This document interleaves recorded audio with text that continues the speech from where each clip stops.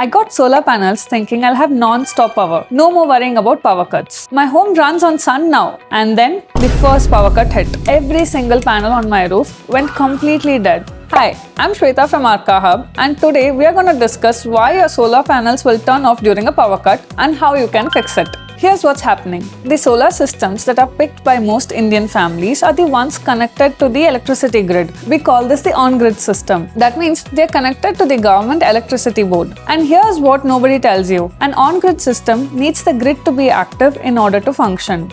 The moment the grid goes down, maybe for maintenance or there's a fault or literally anything, your solar inverter detects this and it shuts off completely. This isn't a defect. In fact, this is a safety feature. Imagine your solar panel kept running during a power cut.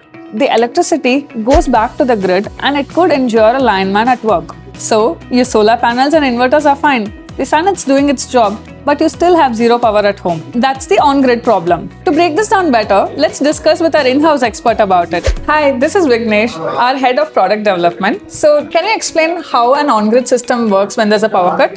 Okay, so first I'll explain how the on-grid system is connected to the house and the grid. You have your connection coming from the grid, right, into your home, which has the loads, your home loads in it. Okay. When you want to add panels and connect it into the grid, what you do is it's directly connected on this line.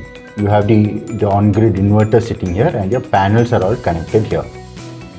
So whenever the panels is producing electricity, it is fed into this line. And the loads, total loads, whatever comes in, it takes between your solar and the grid. When solar is not there, it takes from the grid. Now, when you have a power cut, which is essentially this is cut here, both for safety reasons, that is, there should be no power flow back into this place, and for compliance reasons, both BIS and IEC have compliance requirements that no power should flow back. So for that, there will be no export that will happen from the inverter. So when there is a power cut, your inverter or your on-grid system stops producing.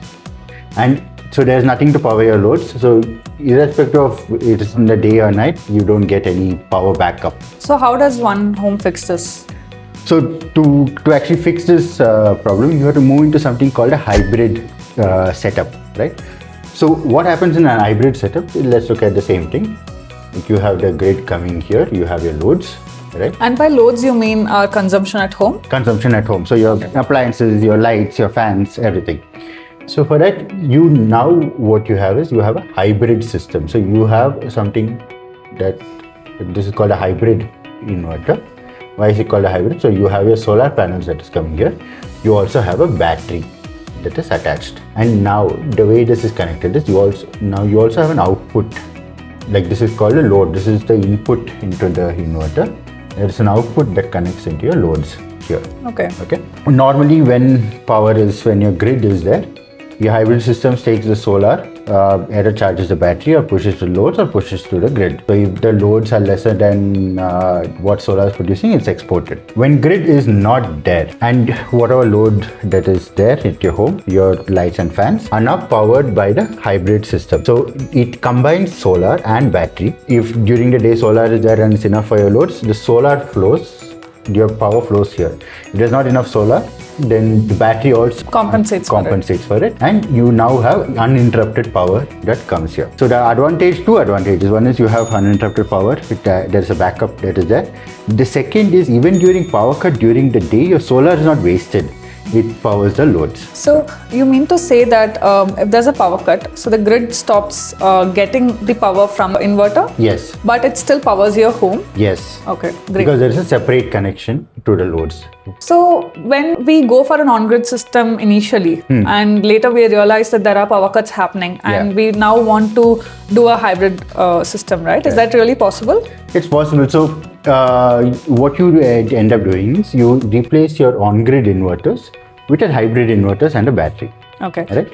And this battery provides the additional backup also that you need beyond just the solar acting as a backup. Okay. And does this cost us extra than going for a hybrid system initially itself? Yes. If you are in a place where there is a lot of power cuts, or you want uninterrupted supply, right? For me, it's a place I don't want power to ever go in my home. So in that case, the ideal scenario is always go for a hybrid system. Okay, from the beginning. So You don't need to now add an UPS later or move from an on-grid to a hybrid later, all of these things. The second thing is, during the day if there are power cuts, the solar that is wasted in this case actually is not wasted. It either charges the battery or goes to your home. Right. So the return on investment that you get from the panels that you put in is also higher in case of a hybrid system. Right. But are there extra cost when I move from an on-grid to hybrid later?